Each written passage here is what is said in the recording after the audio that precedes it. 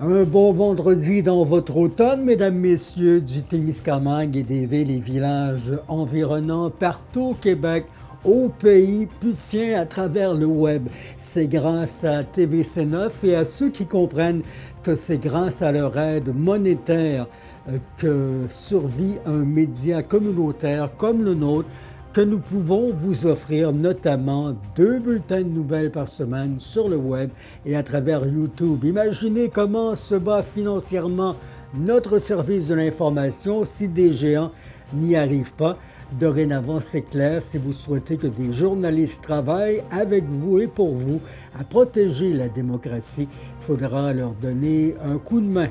Oui, c'est nécessaire. Bienvenue à votre info Témis. En manchette aujourd'hui, Notre-Dame-du-Nord compte, à travers une pétition appuyée par le ministère de la Sécurité publique, protéger les biens de ses citoyens. Avec les échos que j'avais pu obtenir de citoyens, avec les échos que j'avais pu obtenir de la Sûreté du Québec, quant au nombre de délits, eh bien, rapidement, j'ai commencé à recueillir des informations, à trouver certaines pistes de solutions. Et une de celles-là a été via notre député provincial, M. Daniel Bernard. Et parce que de plus en plus de nos familles sont affamées, donnons à la 25e grande guignolée des médias.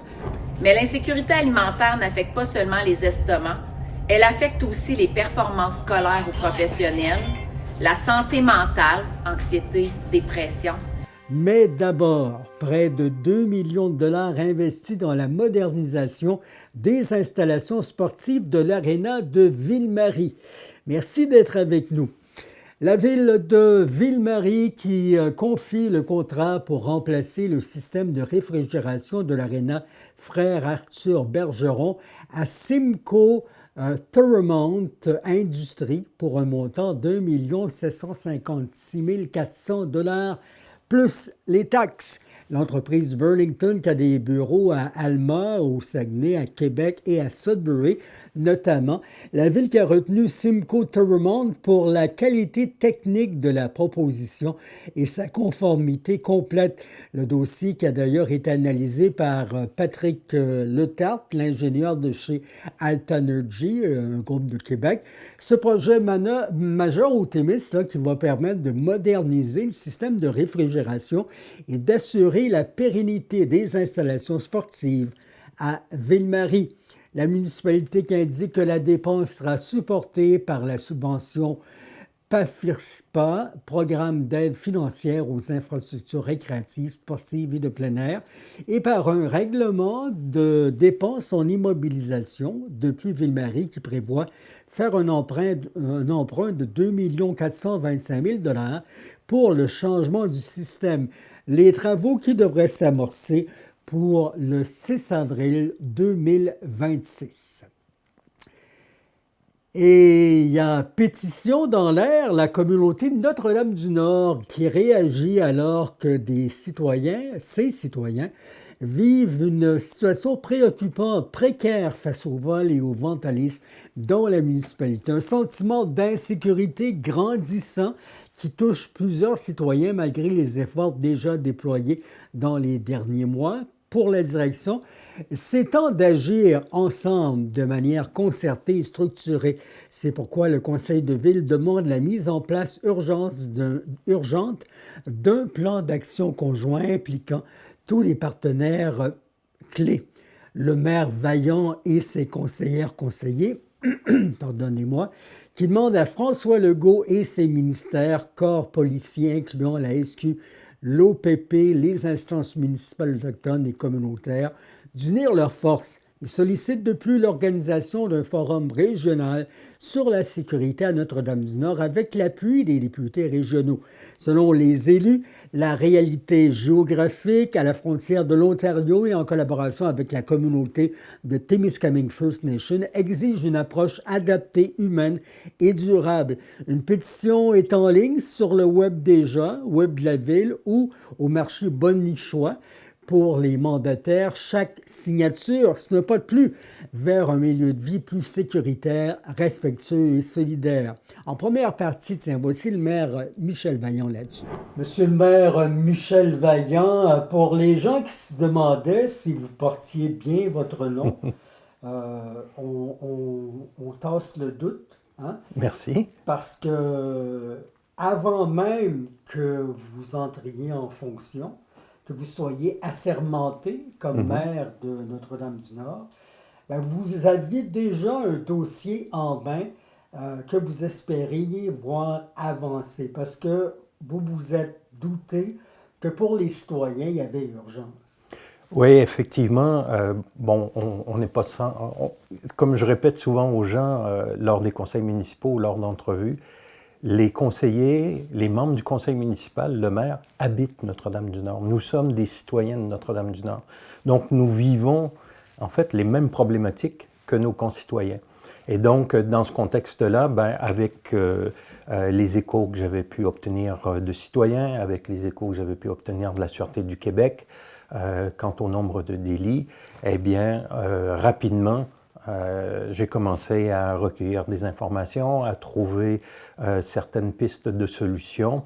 Et une de celles-là a été, via notre député provincial, M. Daniel Bernard, d'écrire directement au ministère de la Sécurité publique et des Affaires autochtones, donc M. Yann Lafrenière, afin de l'informer de la situation que nous vivons à Notre-Dame-du-Nord et de demander son aide pour une action concertée pour arriver à, en fait, trouver des solutions dans le temps qui vont nous aider à trouver raison de cette problématique de vol qui se produit à Notre-Dame-du-Nord en ce moment. Ben, c'est ça. Il faut rappeler pour les gens qui ne sont pas au courant, peut-être il y a des gens à Notre-Dame-du-Nord à qui ce n'est pas arrivé, parce que le secteur n'a pas peut-être encore été visé par les voleurs, mais pour les autres et pour ceux des autres municipalités, parce que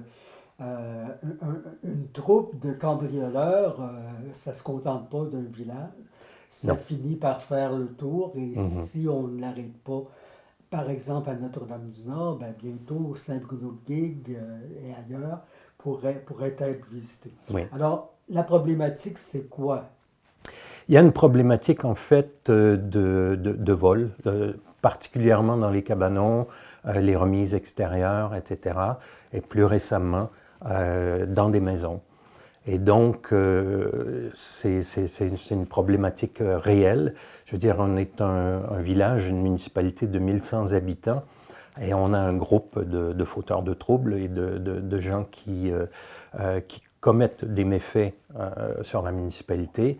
Et de là, ben, l'importance pour la Sûreté du Québec et puis pour la municipalité, ben, de rassurer aussi les citoyens à l'effet que des mesures sont prises. Il y a de nouveaux règlements municipaux qui ont été mis en place pour faciliter les interventions de la Sûreté du Québec. Ah ouais, comme quoi, par exemple? Ben, entre autres, pour être en mesure d'intervenir dans la journée sans plainte si la Sûreté du Québec, si les policiers qui patrouillent, voient quelqu'un se promener sur un terrain, quelqu'un qui semble ne pas être à sa place, d'être louche, ils pourront maintenant l'interpeller sans devoir recevoir une plainte formelle de la part d'un citoyen.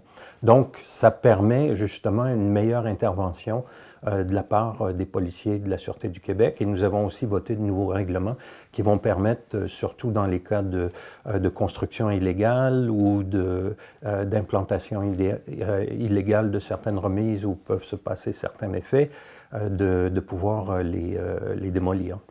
Et ces méfaits-là, ces vols-là, ces intrusions-là dans les cabanons et les maisons, ça avait lieu même quand M. Nico Dubé était là, en place. Là. Déjà, il y avait des plaintes qui étaient formulées. Oui. Lors du précédent conseil municipal avec M. Nico Gervais, effectivement, c'était là. Et il y a des mesures qui ont été prises aussi dès lors pour faire en sorte de diminuer ces vols, des interventions avec la Sûreté du Québec, des conseillers et même des membres du personnel qui faisaient des patrouilles et qui étaient beaucoup plus vigilants aussi sur ce qui se passait. Mais il ne faut pas oublier que non seulement Notre-Dame-du-Nord, mais dans bien d'autres municipalités, que ce soit des municipalités plus petites voyons, ou des municipalités même de même ordre, ou de plus comme Béarn, comme Ville-Marie, il y a aussi un problème d'itinérance qu'on voit de plus en plus, un problème de gens souffrant de problèmes de santé mentale et de toxicomanie. Et donc, à ce moment-là, dans une petite municipalité comme la nôtre, nous ne sommes pas outillés pour pouvoir répondre aussi à ces nouveaux défis. La municipalité de Ville-Marie et Duhamel-Ouest qui ont récemment conclu une entente de principe pour l'utilisation de la bibliothèque du cimetière et de l'aréna en 2025. Duhamel-Ouest qui verse un montant forfaitaire de 147 900 $ à Ville-Marie pour permettre à ses citoyens de continuer d'accéder à ces services. Les deux municipalités n'ont toujours pas signé d'entente intermunicipale formelle malgré plusieurs projets proposés par Ville-Marie depuis 2023. Les discussions achoppent sur le type d'entente à privilégier et sur la vision différente des deux conseils municipaux. Le versement convenu pour 2025 ne modifiera aucunement les négociations futures qui devraient reprendre en vue d'un accord officiel dès l'an prochain. Les montants versés auparavant étaient de 135 000 $ en 2023, 145 000 $ en 2024, illustrant la volonté des deux parties de maintenir une collaboration de services essentiels. Et évidemment, il faut en parler en marge de son colloque annuel, la Centrale des syndicats démocratiques, la CSD, qui a rassemblé jeudi plusieurs centaines de travailleuses et travailleurs venus de partout au Québec devant les bureaux du ministre du Travail, Jean Boulet. Ensemble, ils ont dénoncé le projet de loi 3, qualifié de mesure d'ingérence et d'attaque directe contre l'action syndicale et la démocratie. En résumé, Luc Vachon, président de la CSD, qui a dit que ce projet de loi ne vise pas la transparence ni l'exercice démocratique, mais à faire taire les contre-pouvoirs. En attaquant la collectivité, le gouvernement fracture la démocratie. Des militants issus de différents secteurs d'activité ont témoigné des effets concrets que le projet de loi aurait sur leurs syndicats, notamment Carl Dufour, le président de la CSD Construction. Pour lui, le projet de loi 3 représente une ingérence à tous les niveaux, dans les assemblées, les finances, dans la capacité à négocier. Les syndicats appartenant aux travailleuses et travailleurs, et c'est à eux seuls de décider. Point barre, a déclaré M. Dufour. Et oui, les gens ont faim et la ressourcerie Bernard Hamel, avec toute l'équipe de la ressourcerie, est de retour pour une 25e grande guignolée des médias où dans 7 municipalités d'ici, on lutte contre l'insécurité alimentaire. L'objectif pour faire face à la faim des gens qui nous entourent est de 225 000 $. Guillaume Laroche préside à nouveau l'activité et sollicite votre générosité. Au Témiscamingue, Ville-Marie, Témiscamingue seront des points de collecte le 4 décembre qui vient lors de la collecte de rue. Partout, le 12e mois de l'année, décembre, du 21 novembre au 31 décembre, est réservé au partage des denrées auprès des démunis directement dans les banques alimentaires de l'Abitibi-Témiscamingue. Parce que la faim gagne du terrain et que les demandes d'aide alimentaire montent en flèche, tous les médias régionaux sollicitent les citoyennes et citoyens qui peuvent partager. Selon le bilan fin 2025, 26 270 demandes d'aide alimentaire ont eu lieu cette année. C'est 8 % de plus que l'année passée, 48 % de plus qu'en 2023. Voici les paroles de ceux qui s'impliquent. Depuis ses débuts, la ressourcerie Bernard Hamel assume fièrement le rôle de représentante régionale de la guignolée des médias en Abitibi-Témiscamingue. C'est donc tout naturellement que nous vous accueillons aujourd'hui au sein de notre organisation. Afin de vous offrir une perspective concrète sur les enjeux liés à l'insécurité alimentaire, nous avons choisi de tenir cette conférence de presse au cœur même de nos opérations au sein de notre banque alimentaire. Ce lieu symbolique incarne notre engagement quotidien envers les personnes que nous soutenons. Je suis désolée pour le petit enjeu technique, c'est que l'autre ne se connectait pas au son. Alors, dans un pays où les supermarchés débordent, des milliers de personnes vont se coucher le ventre vide. Mais l'insécurité alimentaire n'affecte pas seulement les estomacs, elle affecte aussi les performances scolaires ou professionnelles, la santé mentale, anxiété, dépression, et la santé physique. On parle de maladies chroniques, bucco-dentaires, douleurs chroniques, système immunitaire affaibli, et j'en passe. L'insécurité alimentaire ne consiste pas uniquement à ne pas avoir accès à une quantité suffisante de nourriture. Il s'agit aussi, et parfois même surtout, d'avoir très peu accès à une alimentation nutritive, ce qui conduit à des carences nutritionnelles qui ont des impacts importants sur la santé. Je vous rappelle que la Guignolée des médias récolte des dons en argent, en denrées alimentaires non périssables et en produits d'hygiène corporelle au bénéfice d'organismes et de comptoirs d'aide alimentaire de partout au Québec. Je salue et remercie nos partenaires qui sont ici aujourd'hui. Il y a nos partenaires de toute l'année et il y a nos partenaires de la campagne de la Guignolée des médias. Nos fidèles collaborateurs nationaux ont encore une fois levé la main. Nissan et Maxi sous la bannière Loblaws.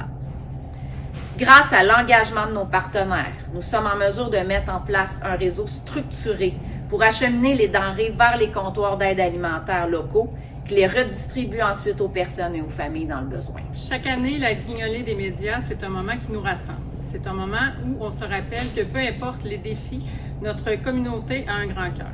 Remplir un panier, c'est pas juste de donner de la nourriture, c'est offrir un peu de chaleur, un peu d'espoir, un peu de réconfort pour des familles d'ici qui en ont réellement besoin. Chaque année, grâce à la mobilisation de toute la communauté, nous allons distribuer près de 1000 paniers à des familles de notre région. Et ça, c'est ce qu'on fait de plus beau ensemble. Cette année, on se donne un grand objectif de 200 000 $. C'est ambitieux, oui, mais on peut y arriver parce qu'à chaque fois, notre région répond présente. Chaque don, petit ou grand, fait une différence. Chaque geste apporte un sourire, une table bien garnie, un Noël plus doux pour quelqu'un. Alors, un immense merci aux médias, aux bénévoles, aux commerces, à nos précieux partenaires et à tous ceux qui s'impliquent encore chaque année. Grâce à vous, nous allons remplir bien plus que des paniers, nous allons remplir des cœurs. Merci à tous et bonne guignolée. Je m'appelle Jenny Bouchard, directrice des ventes chez Poirier Nissan à Rouyn-Noranda. Je représente Nissan au Québec aujourd'hui et spécialement les 3 de la région pour la maudite récolte Poirier. Ça fait plusieurs années qu'on donne aux familles dans le besoin. Puis René vient de le dire, ça grandit à chaque année. Les gens ont besoin de nous. Donc, du 1er au 11 décembre, on vous invite à venir porter vos denrées. Les Huskies de Rouyn-Noranda sont très fiers encore cette année de se rallier à la ressourcerie Bernard Hamel et de pouvoir offrir son soutien en les aidant en faisant la cueillette de denrées alimentaires et aussi de vêtements chauds. Ce dimanche, le 16 novembre, les partisans des Huskies seront invités d'apporter vêtements chauds, tuques, mitaines, foulards, pourquoi pas même aller peut-être à un manteau, des choses qu'on porte plus. Et lorsque leurs favoris vont marquer le premier but du match, ils seront appelés à lancer les vêtements sur la patinoire. Autrefois appelé le match du toutou, nous appelons maintenant ce match le match qui réchauffe. Vous pouvez aussi apporter quelques toutous, mais des fois, les toutous, ça réchauffe, mais on a besoin d'un petit peu plus pour se réchauffer. Puis les vêtements, que ce soit pour aller à l'école, pour aller travailler, pour aller faire des choses, ça peut être un réconfort pour les gens.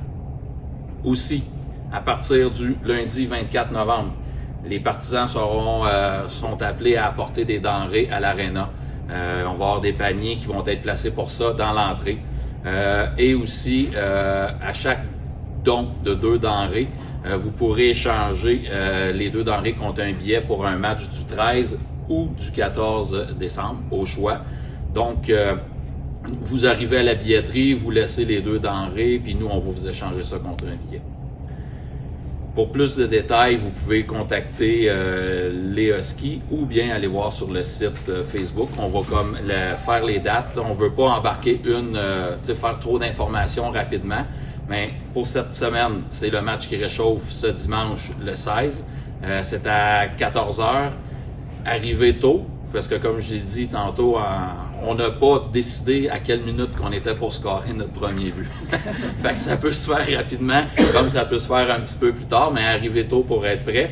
Et nous, on va être là, on va avoir une équipe. Notre équipe, les joueurs vont aider à ramasser les choses sur la glace. Il va y avoir des gens de la ressourcerie qui vont être là avec nous. Puis ça va être avec grand plaisir qu'on va pouvoir récupérer tout ça puis pouvoir remettre ça à des gens. Donc, on va vous attendre en grand nombre. Merci beaucoup. Merci beaucoup, M. Villeneuve. Foresterie, le Conseil de l'industrie forestière du Québec, le CIFQ, qui se questionne quant à l'origine des scénarios avancés lundi dernier par le premier ministre François Legault dans le cadre de la présentation de sa nouvelle vision économique. Dans les circonstances actuelles, la filière forestière dit s'étonner des déclarations du premier ministre concernant les emplois forestiers et s'attendent plutôt à être soutenus par le gouvernement. Il est vrai que plusieurs éléments comme le conflit du bois d'œuvre, les tarifs du président américain, ainsi que les défis d'harmonisation et d'accès à la ressource créent actuellement de l'incertitude et augmentent la pression sur toutes les entreprises du secteur, créant une tempête parfaite. Toutefois, les entreprises forestières disent être loin d'abandonner et de lancer la serviette. Selon les industriels, le premier ministre devrait plutôt appeler à l'unité afin que l'ensemble des parties prenantes travaillent de concert pour mettre en place des solutions pérennes. Le CIFQ et ses membres demeurent en action et sont prêts à collaborer avec le gouvernement afin de trouver des solutions qui permettront à l'industrie de traverser cette tempête et d'être au rendez-vous lors de la reprise des marchés. Il est essentiel de protéger la structure industrielle forestière puisque les Québécois ont besoin des matériaux de construction en bois pour bâtir des maisons, ainsi que tous les autres produits fournis par l'industrie forestière, le papier, les panneaux et le carton. En politique québécoise, le chef du Parti libéral, Pablo Rodriguez, passe les jours qui viennent dans la région. Il est accompagné de 2 membres de son organisation politique. Ils feront le tour de la province. Philomena Roti, porte-parole de l'opposition officielle en matière de développement économique régional, et son collègue Frédéric Beauchemin, porte-parole en économie, sont présents d'abord en Abitibi-Témiscamingue, il faudrait dire en Abitibi, dans le cadre de leur tournée de l'escouade PME, et ce d'ici samedi le 15 novembre. Les 2 élus et leurs chefs profitent de leur présence dans une partie de la région pour rencontrer de nombreux acteurs économiques, visiter des entreprises et organismes locaux et échanger avec plusieurs élus municipaux à Val-d'Or, Amos et Rouyn-Noranda. Aucune rencontre témiscamienne, encore une fois, ou même en Abitibi-Ouest ne semble inscrite à la tournée. Rappelons que l'escouade PME du caucus libéral a pour mission d'aller discuter avec les entrepreneurs de leurs besoins et d'entendre leurs propositions pour la relance économique. Et avant de s'envoler vers l'Abitibi, M. Rodriguez et son porte-parole en matière de forêt, André Fortin, qui ont vivement dénoncé le ministre responsable de la région et le premier ministre François Legault. Selon eux, la récente déclaration du chef de la CAQ prévoyant 30 000 pertes d'emplois dans le secteur forestier est la démonstration claire qu'il a déjà décidé d'abandonner cette industrie vitale au Québec. Pour l'opposition libérale, le premier ministre envoie un message méprisant envers les hommes et femmes qui travaillent dans le bois, dans les scieries. François Legault, et je les cite, fait preuve d'un grave manque d'humanité en proposant de délocaliser, de déraciner les gens pour les envoyer travailler ailleurs. Une façon d'agir insultante pour ces bâtisseurs qui font vivre nos villages et qui ont contribué à faire vivre cette richesse du Québec, a condamné le chef libéral.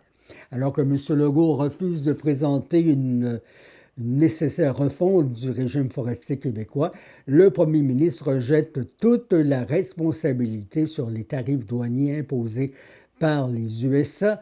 Le député libéral de Pont-de-Sec rappelle que le gouvernement du Québec doit mieux contrôler ce qu'il peut contrôler, c'est-à-dire un cadre réglementaire permettant à l'industrie forestière d'être compétitive. Lors du récent Conseil général de sa formation politique, M. Rodriguez a d'ailleurs annoncé qu'un prochain gouvernement libéral procéderait à une importante réforme du régime forestier dès la première année de son mandat, et ce, en consultant les Premières Nations. Au dire du chef libéral, selon ce que l'on a entendu cette semaine de la bouche même du premier ministre, celui-ci a complètement abdiqué et a choisi d'abandonner non seulement nos entrepreneurs du secteur forestier, mais aussi des travailleurs, des familles complètes et des communautés en entier. M. Rodriguez se demande comment un premier ministre peut-il annoncer lui-même la perte de 30 000 emplois sans même chercher et proposer des solutions. Selon lui, c'est totalement irresponsable.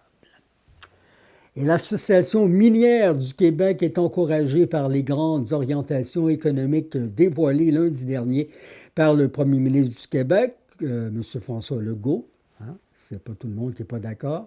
Ces priorités répondent à plusieurs besoins exprimés par le secteur minier québécois, notamment en misant sur une plus grande agilité de l'État pour faciliter l'avancement et la concrétisation des projets, le développement de nouvelles capacités énergétiques et la valorisation des minéraux critiques et stratégiques. Positionnement qui envoie un signal positif aux entrepreneurs ainsi qu'aux investisseurs de la filière minérale. Dans une déclaration, la présidente directrice générale de l'AMQ, Emmanuelle Toussaint, a dit qu'afin de mettre en valeur le plein potentiel économique et stratégique de nos minéraux, il est crucial d'envoyer des signaux aux investisseurs majeurs quant à l'attractivité du Québec, notamment en améliorant la compétitivité administrative et réglementaire de l'État, afin d'assurer une plus grande prévisibilité quant aux trajectoires de développement des projets miniers. C'est probablement l'outil à la portée du gouvernement le plus utile, structurant, accessible et le moins coûteux pour agir dans un contexte d'incertitude commerciale. La Fédération des centres de services scolaires du Québec, la FCSSQ, est fière d'annoncer le lancement d'une initiative nationale qui contribuerait à faire découvrir des métiers d'avenir en formation professionnelle pour assurer la vitalité du Québec, un Québec en santé et plus vert. Ce parcours exploratoire d'envergure qui permettra notamment aux écoles secondaires de faire vivre une expérience virtuelle immersive aux jeunes, laquelle contribuera à leur faire connaître des métiers prometteurs et en demande. De plus, le personnel scolaire, les parents, les élèves pourront retrouver ce jeu et une foule d'informations pour le microsite trouvetonmonde.com. La FCSSQ offrira également une trousse pédagogique aux écoles secondaires et un accompagnement, la réalisation du jeu virtuel immersif, du microsite, de la trousse pédagogique ainsi que des activités d'information et de communication est possible grâce à une solution financière d'1 292 000 $ accordée par le gouvernement du Québec par l'entreprise du Fonds de développement et de reconnaissance des compétences de la main-d'œuvre. Plusieurs activités se tiendront dans les écoles et sur les médias sociaux jusqu'en 2027. Elle vise à faire découvrir aux jeunes qui ont à faire un choix de carrière des métiers d'avenir en formation professionnelle. De l'avis de Dominique Robert, président directeur général de la Fédération des centres de services scolaires du Québec, les organismes scolaires sont des partenaires clés du développement régional. Ils offrent des programmes d'études professionnelles adaptés aux besoins du marché du travail. Il y a 150 programmes d'études en formation professionnelle et plus de 50 formations de courte durée, et ce, dans 21 secteurs d'activité menant à des métiers d'avenir. Plusieurs activités qui se tiendront dans les écoles et sur les médias sociaux jusqu'en 2027. Elles viseront à faire découvrir aux jeunes qui ont à faire un choix de carrière des métiers d'avenir en formation professionnelle, nous vous le rappelons. Voilà pour aujourd'hui. Merci de vous informer avec nous. À plus, le Témiscamingue.